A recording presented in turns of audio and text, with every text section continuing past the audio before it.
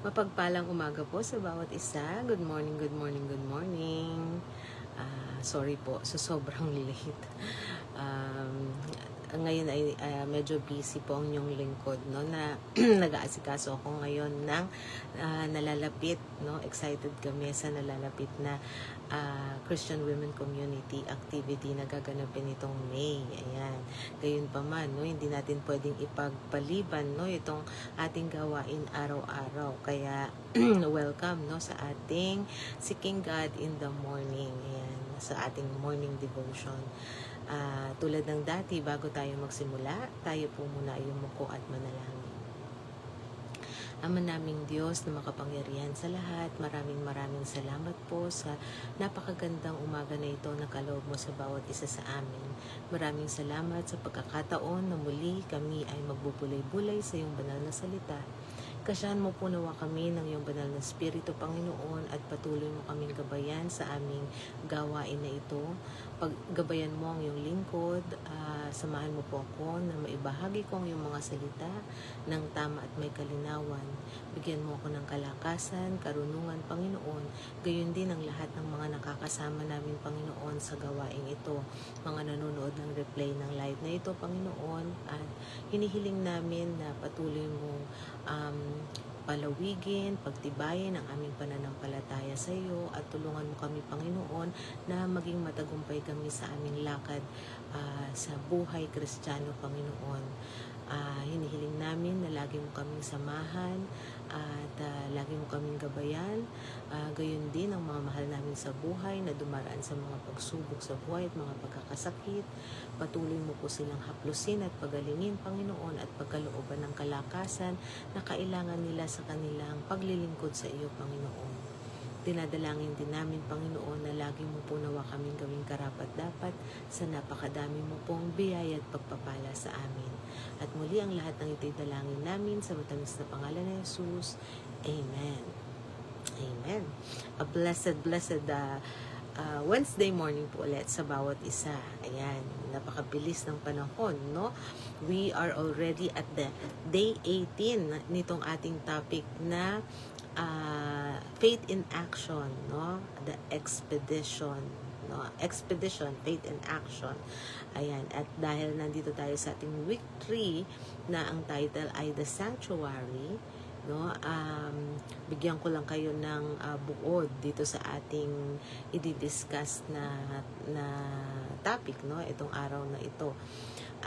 It's common mistake, no, to think that the reward is only at the very top, but in a journey with a great guide, the beauty is scattered all along the way. So tandaan natin, ano, hindi lamang, no, nasa tuktok yung prize o yung reward, no. Actually, along the journey, pagkasama natin ng ating Panginoong Diyos, meron na tayong reward na natatanggap. May mga blessings na tayo, no, na dapat na nakikita na natin, no. So in my gabaldon, no, and Sierra Madre climb, yung experience ko dito sa pag-akyat sa bundok ng Gabaldon, no?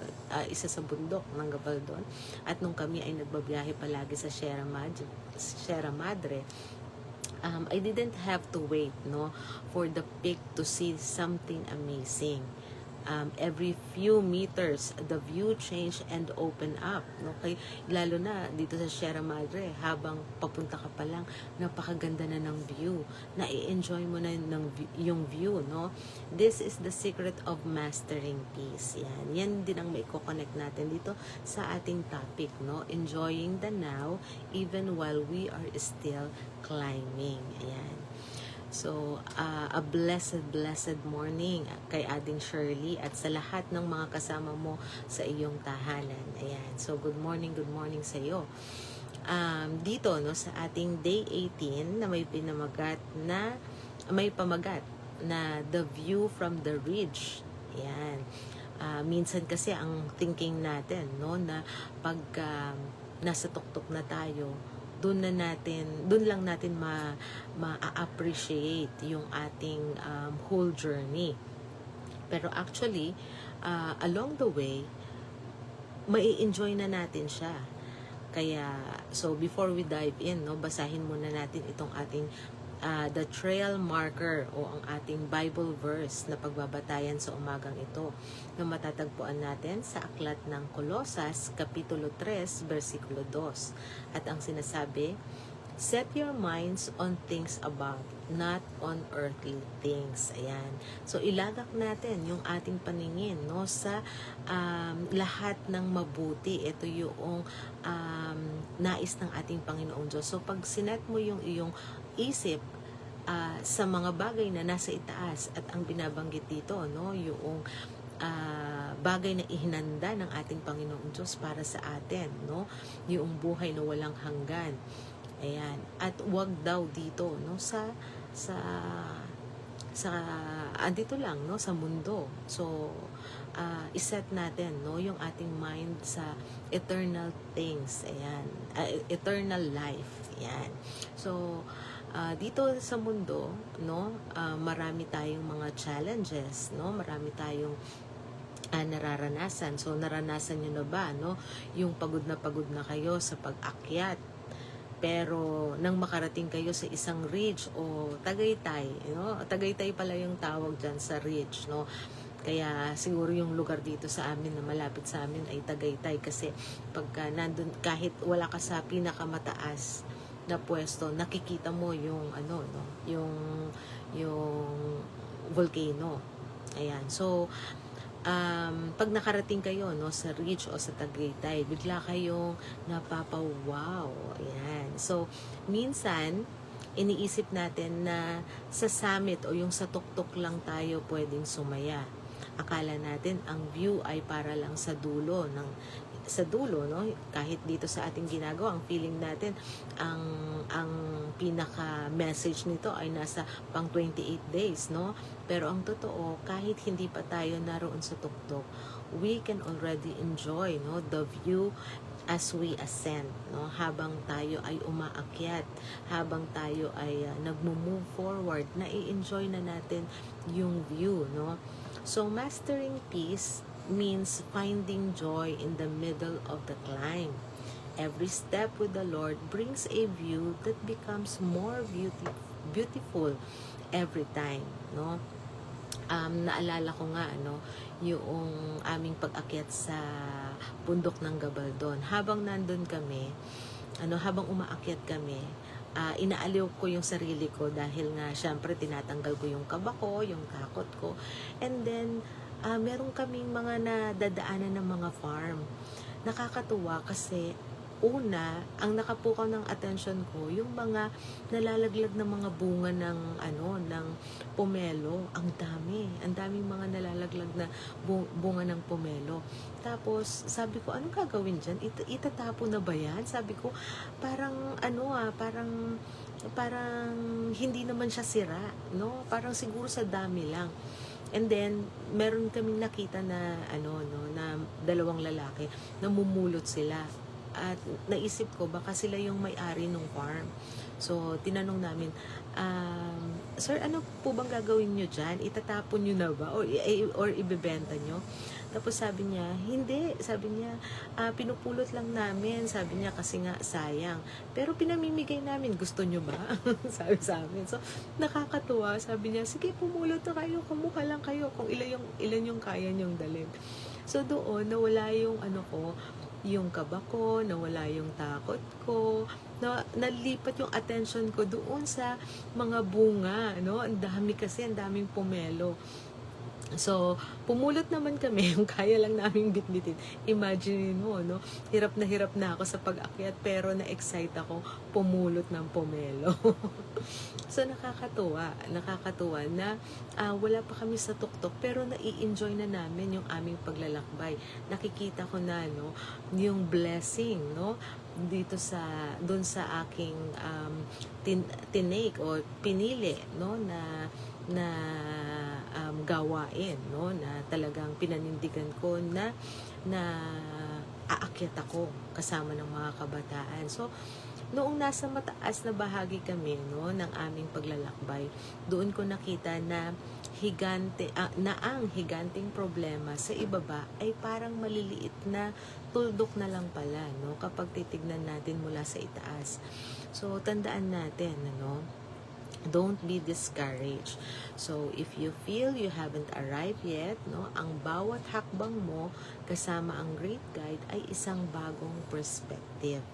Ayan. So, ang bawat panalangin, sinasagot niya, hindi lang yung panalangin mo na yung mga araw-araw na pangangailangan, lahat ng panalangin mo sinasagot niya, no, ngayon sa isang sitwasyon na kung nasaan ka, pwede kang huminto, mag-enjoy, no, tumingala sa ating Panginoong Diyos, tawagin mo ang kanyang pangalan at ipakita ang iyong katapatan sa kanya. So, the journey itself is the reward because you are walking with Him. Yan. So, yun ang tatandaan natin, no, sa ating journey, dito sa ating buhay na ito, no, kasama natin ang ating Panginoong Diyos at ang bawat biyahe natin, no, ay merong pagpapalang kasama. Ayan.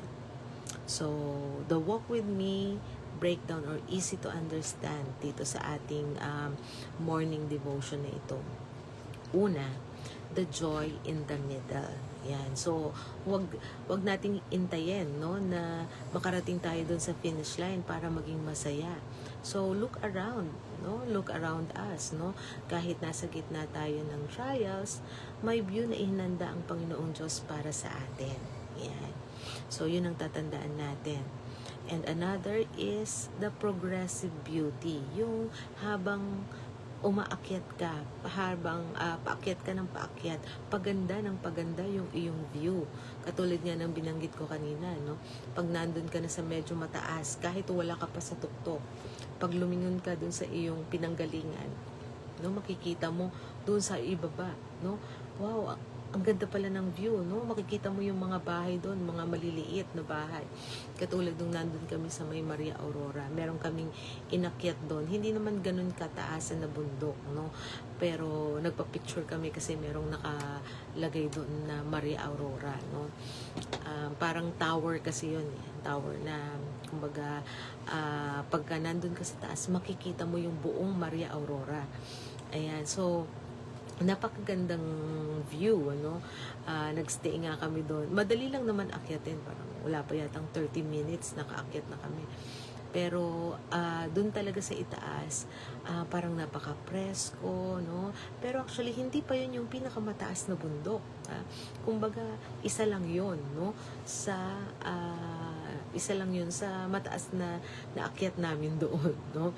Pero ang ganda na ng view. So, what more, no? Doon sa may pinakaitaas pa. So, tandaan natin, no? Yung progressive beauty. Habang tumataas ang altitude ng ating pananampalataya, lalo tayong nagiging malinaw, no? Yung malinaw, yung magandang plano. Nagiging mas lumilinaw yung magandang plano ng Diyos para sa buhay natin. So, each day is a better version of the view than yesterday. Ayan. So, another, no? Dito sa ating topic na tatandaan natin, yung small problems at saka big problems. So, ano ang difference no? From the ridge, the mountain doesn't look as scary, no? It's all about where you are standing. Totoo yun. Minsan, depende yan, no? Sa perspective natin, no? Katulad dito sa sample natin dito, no? Pagka nakatayo ka doon sa paanan ng bundok, parang tinitignan mo yung bundok na parang napakalaki, napakahirap akyatin. Pero kapag nandun ka na sa gitna at nakita mo na yung nilakbay, doon mo marirealize, ay, hindi naman pala ganun kahirap kasi nandito na ako, no? Nasa kalagitnaan na ako. So, stand, no? On the promise of the great guide. Doon tayo tumayo, no? Sa mga pangako ng ating Panginoong Diyos at ang lahat ng mga problema natin, makikita natin na small size lang pala siya. Yan. So, napakagandang sa atin, reminder sa atin sa araw na ito. So, the reflection, no? The heart-to-heart reflection. So, minsan, no, nakakalimutan natin i-enjoy yung view. So, habang tayo ay gumagawa, habang ginagawa natin yung ating mga responsibilidad, minsan masyado tayong nakapokus sa pag-solve natin ng mga problema.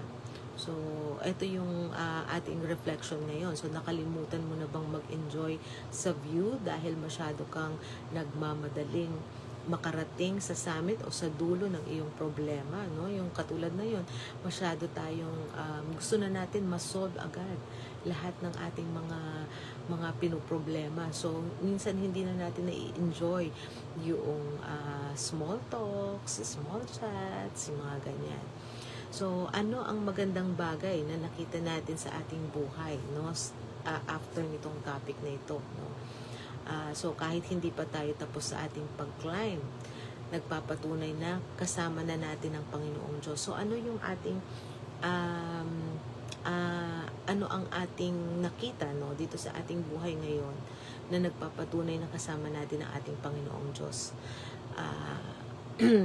Ako,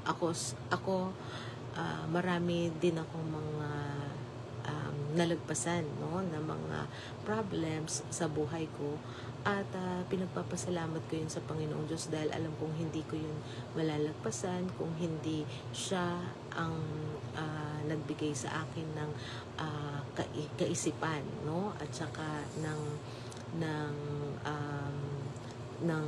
lakas ng loob para harapin yung mga naging problema ko noon. At higit sa lahat yung panalangin. Yan yung isa, no, sa malaking bagay na hindi ko kinakalimutan, no, tuwing meron akong mga problema, laging nananalangin ako kasi after ko manalangin, no, gumagaan yung pakiramdam ko, nararamdaman ko yung peace, nararamdaman ko yung kapayapaan kasi nga naitaas ko na sa Panginoon lahat. And in that way, kahit minsan hindi pa na-solve yung problem mo, kaya mo na rin mag-enjoy, kaya mo na rin maging masaya kahit hindi pa na-solve fully yung problem mo, kasi alam mo na masosolve din ito sa tulong ng Panginoong Diyos. So, yun, no, isang bagay, no, na nakita ko sa aking buhay, lalo na dito sa ating topic na ito na nire-reflect natin, ano, yung ating journey na kasama natin ng ating Panginoong Diyos. So, totoo yun na minsan pagka nakafocus ka lang sa problema mo, hindi mo makita, no, yung marami palang pagpapala na dapat mong ikasiya, ika-enjoy. Nung Sunday ng gabi na panood namin sa Jessica Soho, kung saan maraming teacher, no, mga guro na nag-open ng kanilang problema dahil sila ay marami palang mga guro na nalubog sa utang, no, nitong from how many years, no, pero ngayon lang sila naglakas loob na i-open up yun. And syempre during yung time na yun, hindi nila ma-enjoy yung kanilang pagtuturo kasi nga nakafocus sila dun sa kanilang problema. So ngayon, in-start nilang i-open up ito dahil nga yun yung nagko-consume sa kanila. So sa buhay din natin, ganun minsan, no? Nakukonsume tayo ng napakadaming mga isipin, napakadaming problema. Kaya minsan hindi natin makuhang ma-enjoy yung ating buhay. Imaginein mo kung halimbawa 5 years pa bago na-solve yung kanilang problema. So yung the whole 5 years na yun, no, lumipas na hindi nila naramdaman, no, na marami silang pagpapala. Ang totoo niyan, ang pagpapala sa atin, no, yung paggising lang natin sa umaga, isang napakalaking pagpapala na, no, yung may kakayahan tayong magtrabaho, no, gumawa, maghanap buhay, ito ay malaking pagpapala na. Kaya minsan depende talaga yan sa kung saan tayo nakatayo. katulad nga nitong example dito, no?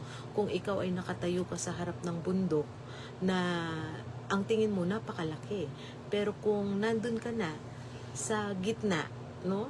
Nakatungtong ka na, halfway ka na dun sa bundok, makikita mo, ay, hindi naman pala ganun kalaki.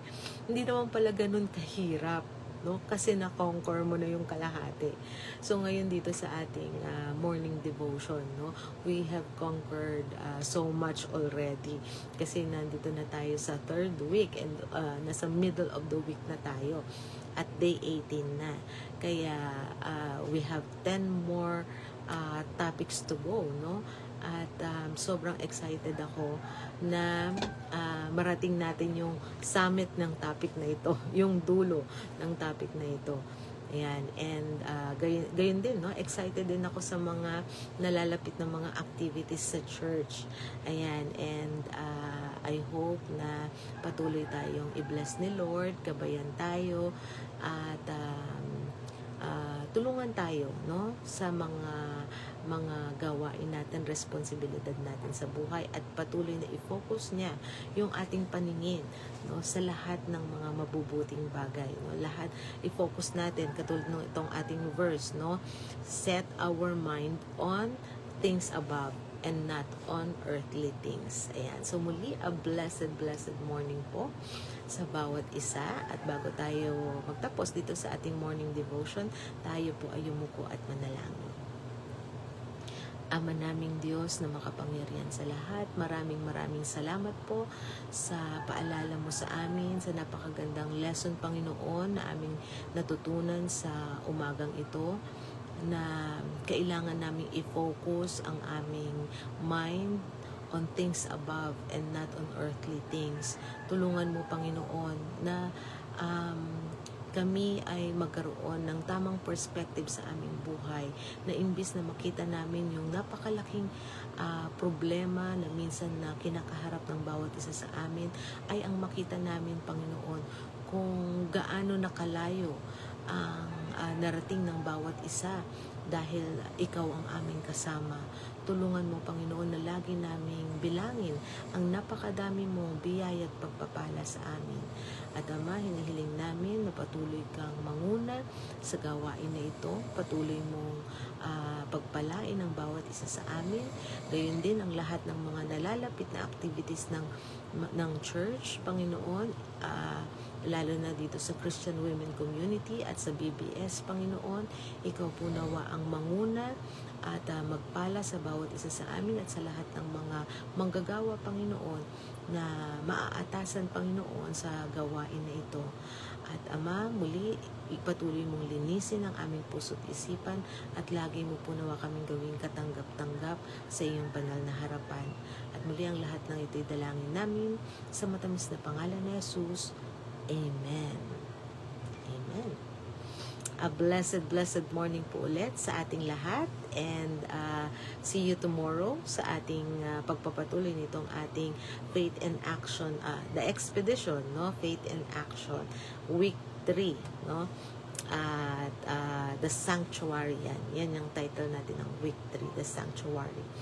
And ganun din, huwag niyong kalimutan yung ating evening devotion later sa pangunguna ni Sister Kathleen. And take care.